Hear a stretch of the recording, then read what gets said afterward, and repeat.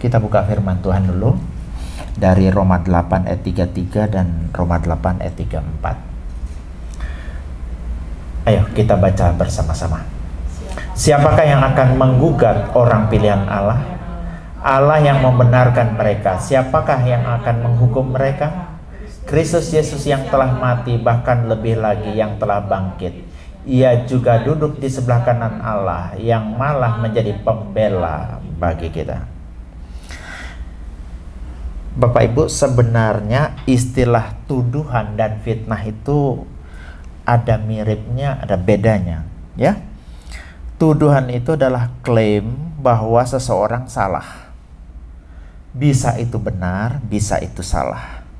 Sementara fitnah itu adalah tuduhan salah yang sengaja dibuat untuk menjatuhkan.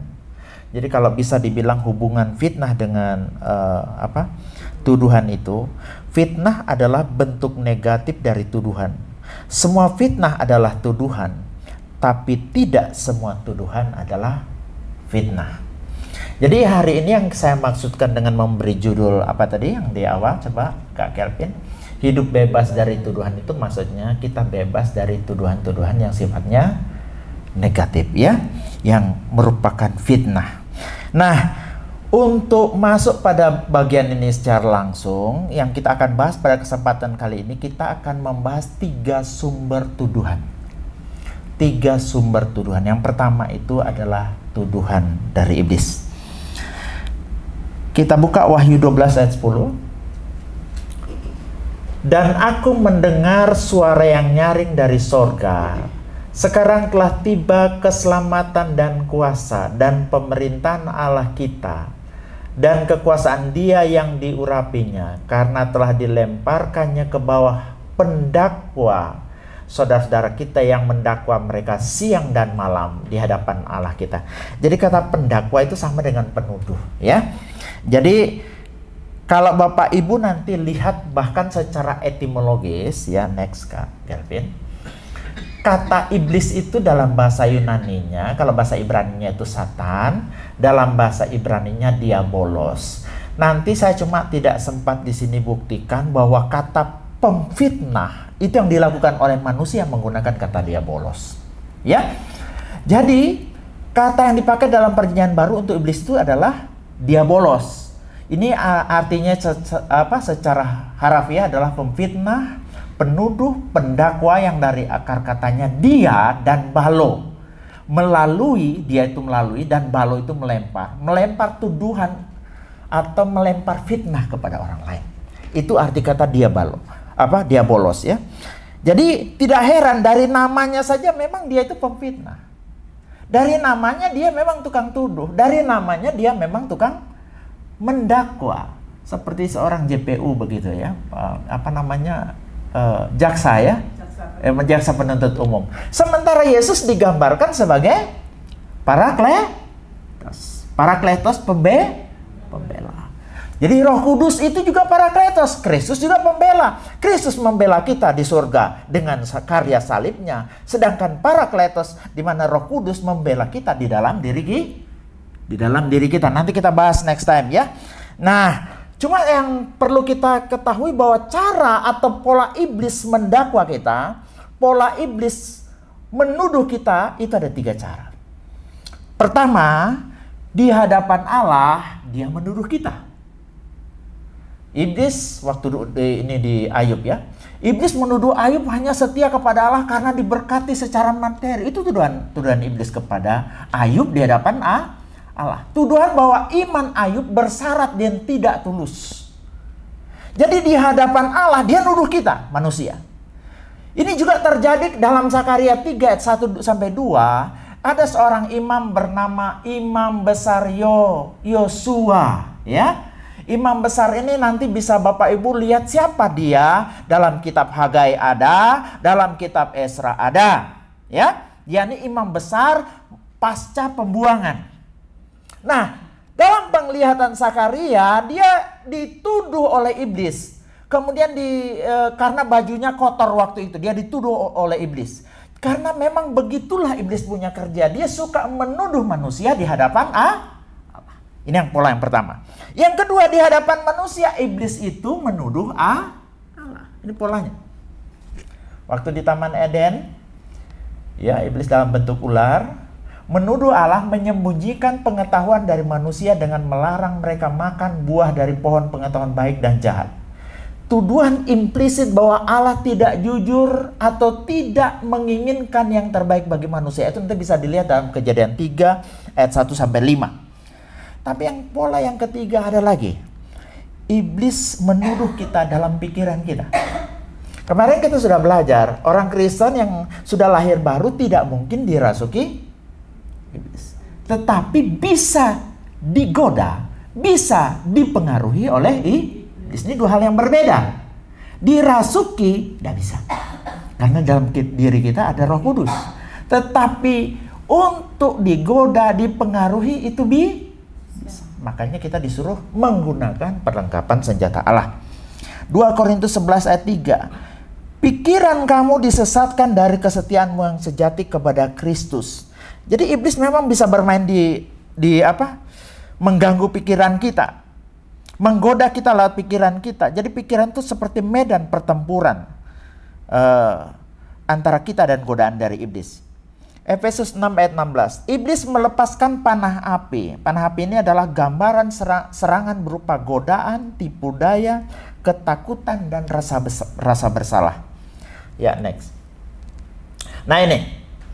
Jadi kalau dia masuk melalui pikiran, ini melalui tipu daya, deception, membuat orang percaya salah menafsirkan firman, misalnya ya. Tuduhan, accusation, mengisi pikiran dengan rasa bersalah berlebihan. Yang ketiga itu godaan, temptation, membisikkan pikiran yang kelihatan menarik tapi menjauhkan dari kebenaran. Yang keempat itu adalah gangguan iman, seperti misalnya keraguan dan ketakutan, menimbulkan keraguan akan janji Allah. Nah, selanjutnya saya mau jelaskan sedikit. Tadi kita sudah belajar polanya. Kita juga sudah belajar cara iblis masuk dalam pikiran kita. Polanya yang pertama tadi, bagaimana di hadapan Allah kita yang dituduhnya, di hadapan manusia Allah yang dituduhnya, tetapi juga dia masuk menggoda dalam pikiran kita, yaitu melalui tipu daya, tuduhan, godaan, gangguan iman, ya. Nah, bentuk-bentuk tuduhan iblis itu antaranya ada 4, ya. Saya singkat-singkat aja dulu ini supaya kita punya gambaran yang lengkap tentang tuduhan iblis ini. Kadang dia nuduh kita tentang dosa masa lalu kita. Ya. Iblis mengingatkan terus kegagalan dosa lama kita meskipun dosa itu sudah diampuni. Padahal dalam Mika 7 ayat 19, segala dosa kita kau lenyapkan dalam tubir-tubir luar. Dikatakan dosa-dosa kita yang sudah kita buat dulu ketika sudah diselesaikan di hadapan Tuhan itu dibuang ke tubir-tubir laut. Dalam bahasa aslinya tubir-tubir itu palung. Palung Mariana, palung apa yang di dalam-dalam. Itu suatu gambaran begitu jauhnya, begitu dalamnya dosa itu kita dibuang oleh Tuhan. Tapi anehnya iblis ini selalu berusaha mengingatkan kita tentang dosa-dosa masa lalu itu. Ya, ini salah satu bentuk atau cara iblis untuk menuduh kita. Bentuk tuduhan iblis kepada kita. Yang kedua, dia tuduh kita dengan identitas. Ingat Yesus ditanyai apa? Jika engkau anak Allah. Dia buat kita ragu-ragu, kita ini benar anak Allah atau tidak? Ya. Membuat orang percaya meragukan statusnya sebagai anak Allah sehingga hidup dalam ketakutan dan inferioritas.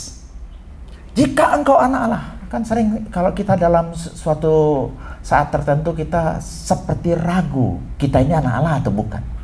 Betul nggak? Ini adalah bentuk tuduhan iblis dan kita harus berhati-hati. Yang ketiga, tuduhan melalui rasa tidak layak dalam pelayanan. Ya, kamu tidak cukup kudus, kamu tidak mampu, kamu tidak layak dipakai Tuhan. Iblis akan menuduh semacam itu. Padahal dalam Korintus dikatakan Allah memilih yang lemah untuk mempermalukan yang kuat. Membuat pelayanan Tuhan berhenti, mundur, atau hidup tanpa keberanian. Ini memang targetnya pada iblis, ya. Yang keempat, tuduhan iblis melalui pencobaan, melalui kegagalan saat ini. Saat kita jatuh dalam dosa, mungkin dosa yang kita tidak sengaja jatuh, kemudian iblis akan datang. Ya. Ketika jatuh dalam kelemahan, iblis menuduh, "Lihat, kamu munafik. Kamu tidak sungguh-sungguh." Ya. Padahal Roma 8 ayat 1 mengatakan, "Demikianlah sekarang tidak ada penghukuman bagi mereka yang ada dalam Kristus Yesus." Jadi bentuknya adalah rasa malu, terikat dalam kegagalan, kehilangan, dan kehilangan semangat rohani. Yang kelima, kadang tuduhan terhadap masa depan. Membuat kita takut akan masa depan. Apalagi masa sekarang ini masa semakin sulit. Kemarin pabrik gudang garam mem-PHK begitu banyak karyawannya. Orang menghadapi masa depan itu semakin takut. Iblis kadang-kadang masuk dalam pikiran kita. Situasi kayak begini, bagaimana usahamu? Kamu pasti gagal. Ya, ini padahal triknya iblis. Tuduhan-tuduhannya iblis yang membuat kita takut akan masa depan. Ini strateginya iblis. Nah, Bapak Ibu kemudian mungkin ada yang bertanya, kalau begitu bagaimana caranya, Pak? Bagaimana caranya kita menghadapi tuduhan iblis tersebut supaya kita bebas dari tuduhan iblis? Yang pertama, Bapak Ibu harus perhatikan ya. Kita harus bisa bedakan tuduhan iblis dengan teguran Roh Kudus. Ini harus ngerti yang prinsip pertama ini. Nah, Roh Kudus itu juga bertugas kadang menegur kita. Ya? Benar nggak? Dalam Yohanes 16 ayat 8 dikatakan, Roh Kudus itu menginsapkan dunia akan dosa. Kadang-kadang dia negur. Apakah suara itu menjerumuskan kita ke putus asa? Itu tuduhan iblis. Atau membawa kita ke pertobatan damai dan damai sejahtera? Itu teguran Roh Kudus. Misalnya, ini contoh yang saya berikan. Jika salah bicara kepada orang lain, kadang kita mungkin bercandanya kebablasan dan menyakiti hati orang. Ya, Roh Kudus ngingetin kita. Betul? Nah, untuk minta maaf, Roh Kudus ngingetin. Setelah dilakukan, damai datang. Sedangkan iblis akan terus mengulang-ulang rasa bersalah tanpa memberi jalan keluar. Itu perbedaannya. Untuk membedakan bagaimana iblis menuduh dan bagaimana Roh Kudus menegur. Yang kedua, kenali identitas dalam Kristus. Dalam Roma 8 ayat 1, demikianlah sekarang tidak ada penghukuman bagi mereka yang ada dalam Kristus Yesus.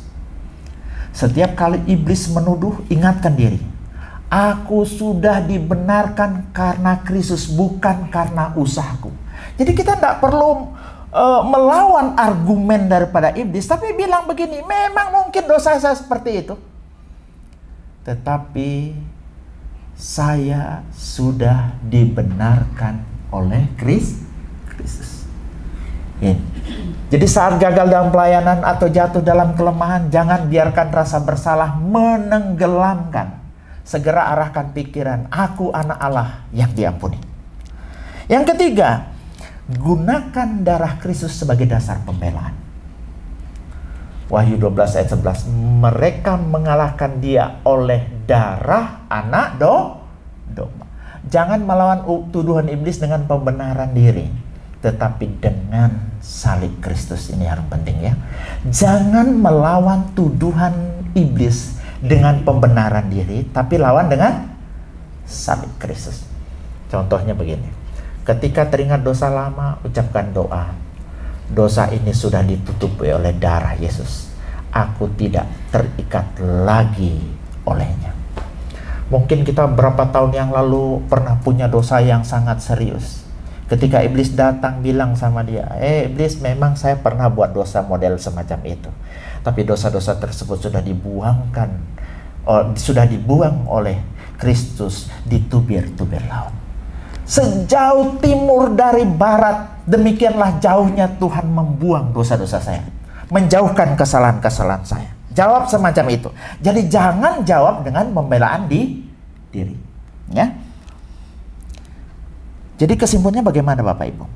Pembenaran diri membuat kita mencari alasan atau menutupi kesalahan. Hasilnya tidak pernah cukup karena iblis akan selalu menemukan kelemahan baru untuk dituduhkan. Benar, saya berdosa, tapi Kristus sudah mati menebus saya. Sekarang saya datang bukan karena saya layak, tetapi karena darah Yesus. Alkitab menyatakan ada dua pembela kita, yaitu Yesus dan Roh Kudus. Makanya kalau Bapak Ibu pernah ingat lagu, Ku masuk ruang Maha Kudus dengan darah anak domba. Apa yang membuat kita layak masuk ruang Maha Kudus? Apakah usaha kita? No. Darah anak domba. Ya. Jadi kita tidak perlu membela diri dalam hal ini di hadapan iblis. Gunakan dasar darah Kristus. Yang keempat, latih pikiran dengan firman Tuhan. Pedang roh. Kalau Bapak Ibu nanti baca Efesus 6, di situ ada perlengkapan senjata rohani. Perlengkapan yang lain itu ketopong keselamatan, baju sirah kebenaran dan sebagainya. Itu perlengkapan untuk bertahan. Tapi cuma satu yang untuk menyerang, yaitu pedang roh, yaitu firman Allah. Jadi penting loh untuk hafalkan ayat-ayat. Kalau iblis datang, baca 1 Yohanes 1 ayat 9 ya. Roma 8 ayat 33 sampai 34. Ketika iblis datang menuduh kita, ya. Saat muncul pikiran, doamu tidak akan layak didengar, lawan dengan doa. Lawan dengan firman, bilang begini, doa orang benar besar kuasa. Jadi iblis harus dilawan dengan firman. Makanya pikiran kita harus dilatih dengan firman. Jadi Bapak Ibu, iblis itu pendakwa kita. Iblis itu penuduh kita. Dia kayak jaksa di pengadilan. Sedangkan pembela kita adalah Yesus. Iblis menuduh di surga, Yesus menjawab dengan salib. Iblis menuduh di hati, Roh Kudus menjawab dengan firman dan kesaksian bahwa kita adalah anak Allah. Hasilnya kita hidup dengan keberanian percaya, bukan rasa bersalah yang menghancurkan. Jadi pertama, sumber tuduhan yang pertama dari iblis. Yang kedua, sumber tuduhan yang kedua dari manusia. Bapak Ibu, coba kita buka Daniel 6 ayat 4 sampai 5. Ini saya cerita saja daripada kita baca. Ada seorang bernama Daniel. Daniel itu waktu suatu saat diangkatlah di sana 120 pejabat ya, seperti gubernur, dan di atasnya itu diangkat 3 orang ya. 3 orang yang posisinya lebih tinggi dari wakil raja tadi yang di 120 tempat tadi ya. 120 orang itu namanya bahasa Persianya satrap ya. Sedangkan Daniel itu punya posisi di 3 orang yang tertinggi tersebut. Bahkan dia paling menonjol, bahkan bisa dianggap Daniel itu posisinya seperti wakilnya raja. Keberhasilan karirnya secara politik itu membuat orang iri hati. Orang-orang berusaha menuduh dia macam-macam. Tetapi Alkitab mencatat tidak satupun tuduhan yang terbukti didapati pada Daniel. Nanti bisa dibaca dalam Daniel 4 ayat 5 sampai Daniel 6 ayat 4 sampai 5. Yang kemudian yang kedua saya beri contoh adalah Yesus. Nanti Bapak Ibu lihat bagaimana imam-imam kepala, mahkamah agama, orang Farisi, ahli-ahli Taurat itu menuduh Yesus. Dalam Matius 27 ayat 12 dikatakan, tetapi ketika Yesus dituduh oleh imam-imam kepala dan tetua, ia tidak menjawab apa-apa dan seterusnya. Saya cuma mau membuktikan bahwa manusia sumber kedua tuduhan. Ya. Begitu juga para rasul. Paulus dituduh ketika sedang melayani. Kisah para rasul 24 ayat 5 sampai 6. Ya. Dia dituduh sebagai penyakit sampar dan seorang yang menimbulkan kekecauan atau huru-hara di antara orang-orang Yahudi di dunia. Bahkan malahan yang menajiskan bait suci, itu tuduhan yang ditujukan kepada Paulus. Ya. Ini cuma membuktikan bahwa sumber tuduhan yang kedua itu manusia. Nah, pertanyaannya bagaimana ya Bapak Ibu kita menghadapi tuduhan manusia tersebut? Yang pertama, tuduhan bisa menjadi bagian dari salib yang harus kita pikul. Ini harus kita sadari. Tuduhan itu bisa menjadi bagian dari salib yang harus kita pikul. Matius 5 ayat 11. Berbahagialah kamu jika karena aku kamu dicela, dianiaya, dan kepadamu difitnahkan ya, dituduhkan segala yang jahat.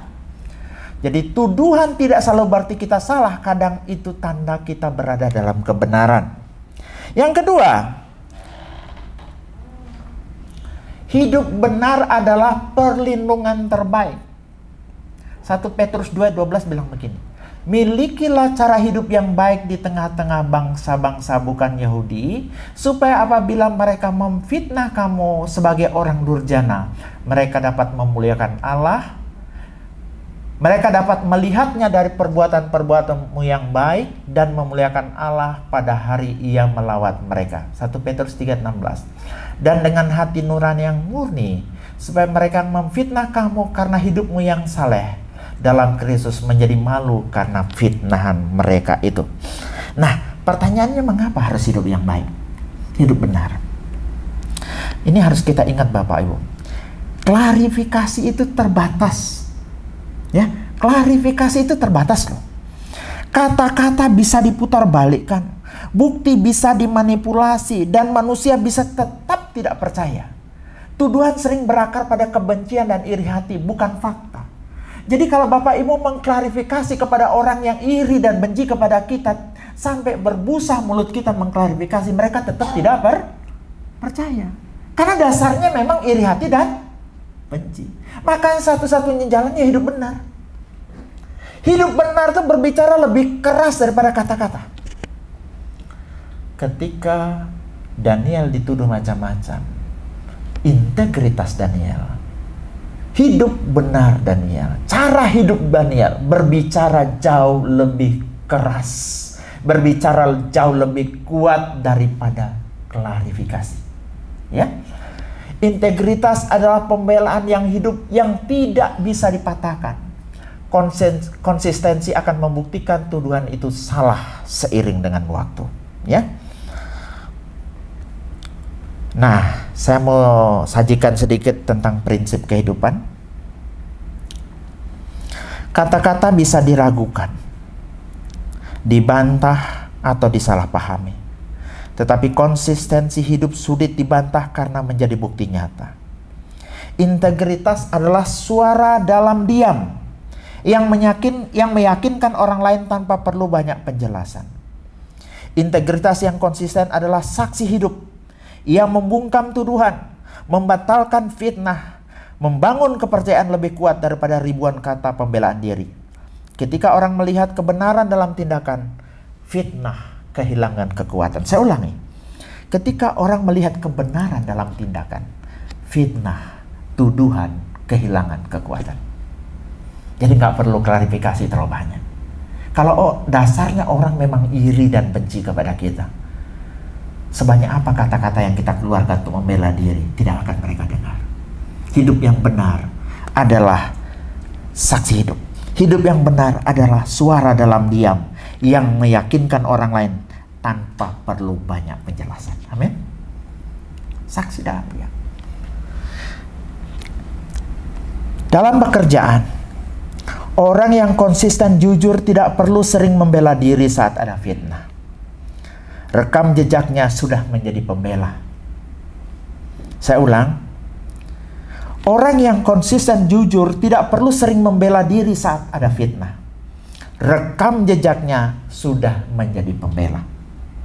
Dalam keluarga, anak lebih mudah percaya pada orang tua yang hidup sesuai perkataan daripada hanya memberi nasihat. Benar, percaya nggak? Anak-anak itu lebih merekam apa yang orang tuanya lakukan, bukan apa yang orang tuanya katakan. Dalam pelayanan, jemaat lebih terbangun oleh teladan hidup gembala yang setia daripada khotbah tanpa tindakan nyata. Nah, Bapak Ibu kadang lihat ada gembala itu banyak loh yang gembala yang nggak bisa khotbah ya, tapi dia punya kemampuan ngomong, ngayomi, besuk, sangat pintar jaga lidahnya, ya, sabar. Dan anehnya modalnya cuma itu. Dia bahkan khotbah pun tidak pernah di gerejanya. Tapi gerejanya maju. Ini membuktikan apa? Terkadang orang lebih melihat apa yang gembala lakukan daripada apa yang gembala katakan. Amin. Jadi Kalau manusia tuduh kita, sudahlah, tidak usah banyak klarifikasi. Apa hidup benar kita akan berbicara jauh lebih kuat daripada kata-kata. Yang ketiga, tuduhan iblis, tuduhan manusia. Yang ketiga, tuduhan hati nurani. Lupa, Pak, piye itu hati nurani kok bisa nuduh? Ya dah? Ingat nggak? Pelajaran dulu apa? Fungsi hati nurani ada 3. Indeks, pindex, eudex. Ingat? Ya, indeks, pindex, eudex. Nanti cari sendiri artinya apa. Saya cuma ingatkan kembali. Salah satunya adalah dia menuduh. Coba kita lihat ayatnya dalam Roma 2 ayat 14 sampai 15. Tapi yang saya akan baca ayat yang ke-15. Sebab dengan itu mereka menunjukkan bahwa isi hukum Taurat ada tertulis dalam hati mereka, dan suara hati mereka turut bersaksi, dan pikiran mereka saling menuduh. 1 Yohanes 3 20 sampai 21. Sebab jika kita dituduh olehnya, Allah adalah lebih besar daripada hati kita, serta mengetahui segala sesuatu. Saudara-saudaraku yang kekasih, jikalau hati kita tidak menuduh kita, maka kita mempunyai keberanian percaya untuk mendekati Allah. Next lagi. Dalam 2 Samuel 24 ayat 10, tetapi berdebar-debarlah hati Daud. Saya cerita saja ini ya. Suatu saat Daud pergi sensus jumlah penduduknya di Israel. Padahal Yoab sudah peringatkan, motifnya rupa-rupanya lebih mengandalkan kepada kuantitas atau jumlah daripada mengandalkan Allah. Sehingga kekeliruannya di situ bukan sensusnya yang bermasalah, tetapi motif sensus itu yang membuat sensus itu kemudian bermasalah. Karena sebelumnya Musa pun melakukan sensus. Kenapa tidak disalahkan? Tetapi kenapa ketika Daud melakukan sensus disalahkan? Karena memang motifnya Daud, dia ingin bersandar pada jumlah tentaranya yang banyak daripada bersandar kepada Allah. Dan ketika dia selesai sensus, 2 Samuel 24 ayat 10 berkata, tetapi berdebar-debarlah hati Daud. Apa masalahnya di sini? Coba kita lihat dalam bahasa aslinya. Fayaklab led David Otto. Di sana ada kata nakah nanti ya, cuma saya tidak jelaskan secara mendalam, yang artinya memukul, menghantam, menyakiti. Jadi hati Daud berdebar-debar karena apa? Hatinya itu seperti yang menghantam dari dalam. Ya, makanya dalam terjemahan King James, ya, David heart smote him. Dalam NIV, David was stricken, ya. Dalam terjemahan lain, berdebar-debarlah hati Daud. Jadi begini, berdebar-debar ini bukan perkara Daud ini gugup, tetapi hati nurani Daud menegur, menghantam dirinya dengan rasa bersalah sampai berdebar-debar. Ini yang mau disampaikan dalam 2 Samuel 24 ayat yang ke-10. Di sini saya mau tekankan bahwa hati nurani itu menuduh seseorang. Ya, bisa menuduh seseorang. Ya, bukti selanjutnya.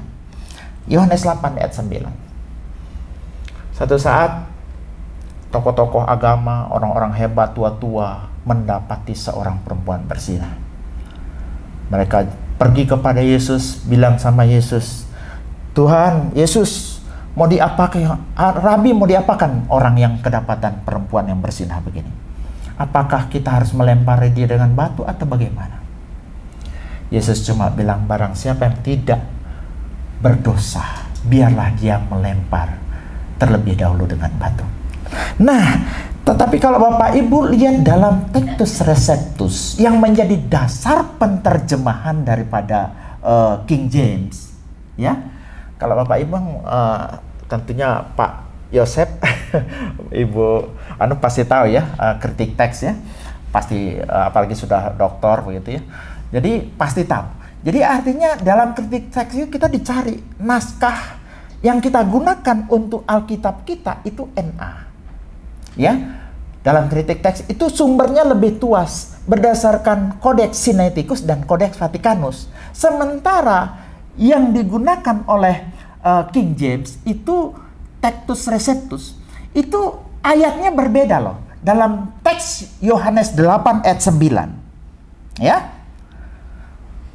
Saya cuma perlu jelaskan di sana ada kata sunedesis. Kalau saya terjemahkan dari yang bahasa Yunani yang panjang itu ada bagian bawah. Tetapi mereka yang mendengar itu. Jadi kalau Yesus tadi ngomong, barang siapa kalian yang tidak berbuat dosa, dia yang duluan lempar. Tiba-tiba satu persatu pulang. Kalau dalam terjemahan Lembaga Alkitab Indonesia. Tetapi dalam terjemahan King James, mendengar semua itu, ditegur oleh hati nurani mereka. Ya, ada kata synodesis, kan bahasa Yunani daripada bahasa hati nurani adalah synodesis kan. Pergi satu persatu mulai dari yang tertua sampai yang terakhir. Jadi penyebab perginya mereka itu apa? Ditegur, dituduh hati nurani. Minta maaf agak dalam mungkin ya, Bapak Ibu banyak nggak paham. Mudah-mudahan bisa nangkep ya. Jadi ini tidak akan kelihatan dalam terjemahan Lembaga Alkitab Indonesia. Karena kita menggunakan bukan menggunakan Textus Receptus ya. Makanya kalau ketemu kata dalam kurung dalam Alkitab, kadang-kadang itu dalam Textus Receptus muncul, di dalam terjemahan lain tidak. Nah, coba kita lihat di dalam terjemahan Nestle Aland ya, yang digunakan oleh Lai. Tetapi setelah mereka mendengar perkataan itu, pergilah mereka seorang demi seorang. Mulai dari yang tertua, akhirnya tinggallah Yesus seorang diri dengan perempuan itu yang tetap di tempatnya. Kan cuma begitu bunyinya. Tetapi dalam King James, beda kan? And they which heard it being convicted ya, by their own conscience. Seperti dituduh oleh hati nurani. Jadi dalam King James berbeda dengan di dalam Lai. Cuma yang saya mau tekankan di situ apa? Hati nurani bisa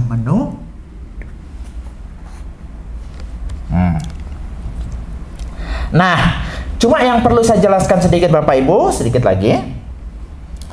Kondisi hati nurani kita itu, pertama, hati nurani itu bisa sehat. Next. Dalam bahasa Yunaninya atau bahasa Latinnya saja yang sering dalam istilah teologi kita gunakan adalah conscientia bona, hati nurani yang sehat, hati nurani yang murni. Artinya hati nurani yang selaras dengan firman Tuhan dan kasih.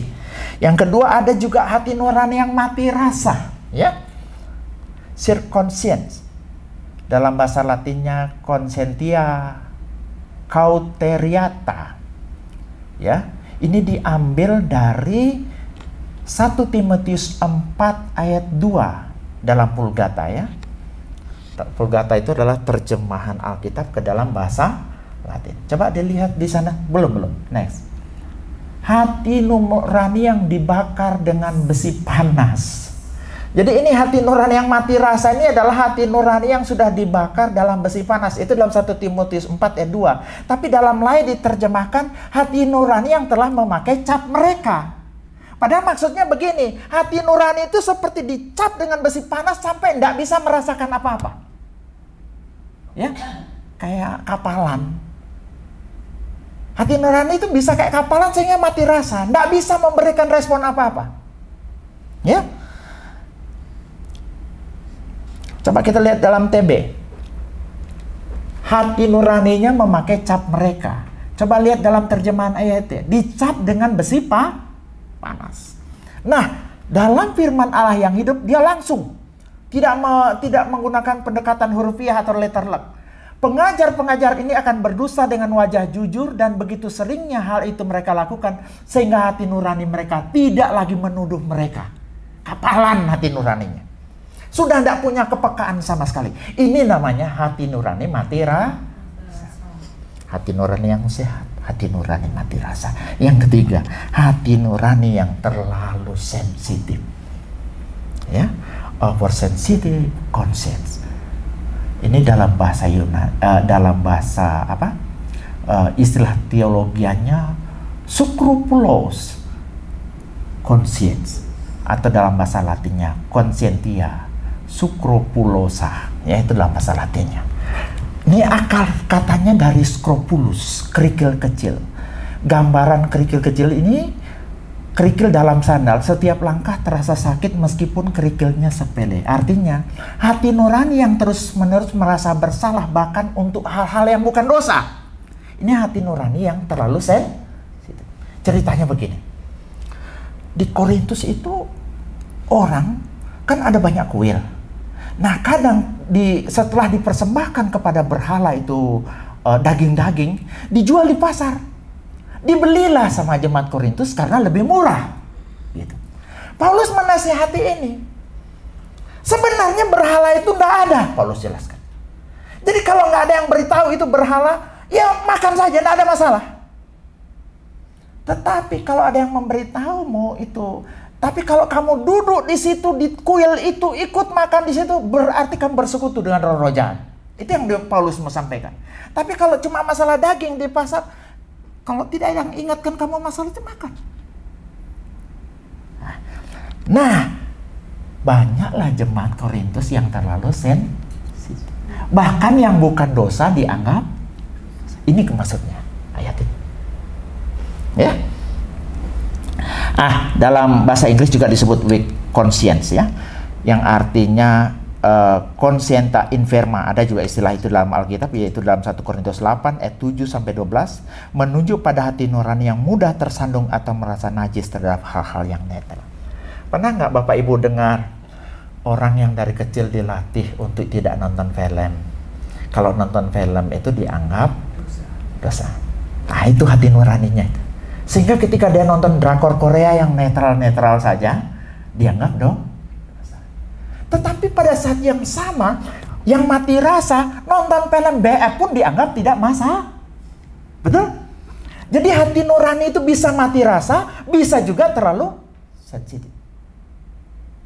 Nah, namun yang saya mau jelaskan, kalau hati nurani itu yang merupakan standar moral yang Tuhan tetapkan dalam diri kita bisa error, bagaimana mungkin kita menerima sepenuhnya tuduhan hati nurani? Ya. Nah, karena itu bagaimana cara bebas dari tuduhan hati nurani yang terlalu sensitif tersebut? Pertama, melatih hati nurani dengan firman Tuhan. Hati nurani itu bukan sumber kebenaran, tetapi alarm dalam diri kita. Kalau programnya salah, alarm bisa bunyi, padahal itu bukan dosa. Karena itu harus dilatih dengan firman. Makanan keras adalah untuk orang yang dewasa, yang karena pengalaman mempunyai panca indera yang terlatih untuk membedakan yang baik dan yang jahat. Artinya, semakin kita paham firman, hati nurani makin sehat. Amin. Semakin kita paham firman, hati nurani kita makin sehat. Kita tidak mati rasa, tidak juga terlalu sensitif. Yang kedua, hidup dalam kebebasan yang benar di dalam Kristus. Paulus berkata, segala sesuatu halal bagiku, tetapi tidak semuanya berguna. Orang dengan hati nurani sensitif harus belajar hidup dalam anugerah, tidak diperbudak oleh rasa bersalah yang palsu. Supaya kita sungguh-sungguh merdeka, Kristus telah memerdekakan kita. Yang ketiga, menguji tuduhan dengan Injil Kristus. Jika hati kita menuduh kita, Allah lebih besar daripada hati kita. Jadi ketika hati nurani menuduh, tanyakan, apakah ini dosa menurut firman? Apakah Kristus sudah mengampuni ini disalib? Kalau jawabannya bukan dosa atau sudah diampuni, maka itu tuduhan palsu yang harus ditolak. Ya. Jadi prinsip rohaninya begini. Hati nurani adalah saksi batin yang Allah tanamkan dalam diri manusia.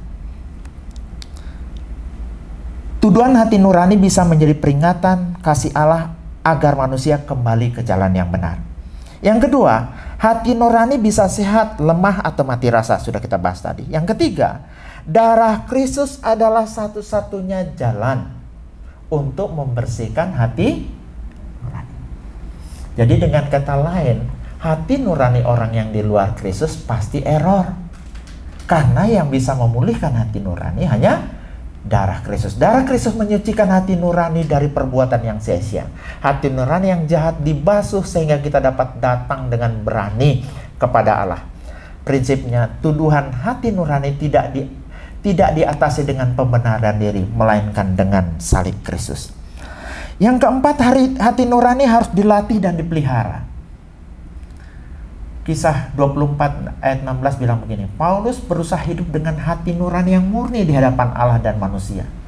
Tuduhan hati nurani bisa diminimalisir bila kita hidup disiplin dalam kebenaran, bukan asal mengikuti perasaan bersalah.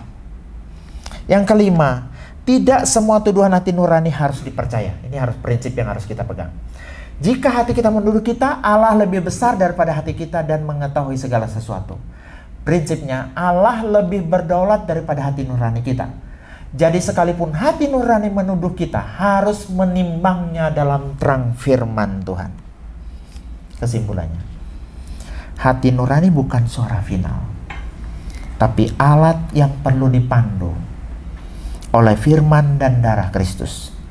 Tuduhan hati nurani harus diuji, disucikan, dan diarahkan supaya tidak menjerat, tetapi justru menuntun kepada hidup yang benar. Ada berapa tuduhan? 3 sumber tuduhan. Yang pertama,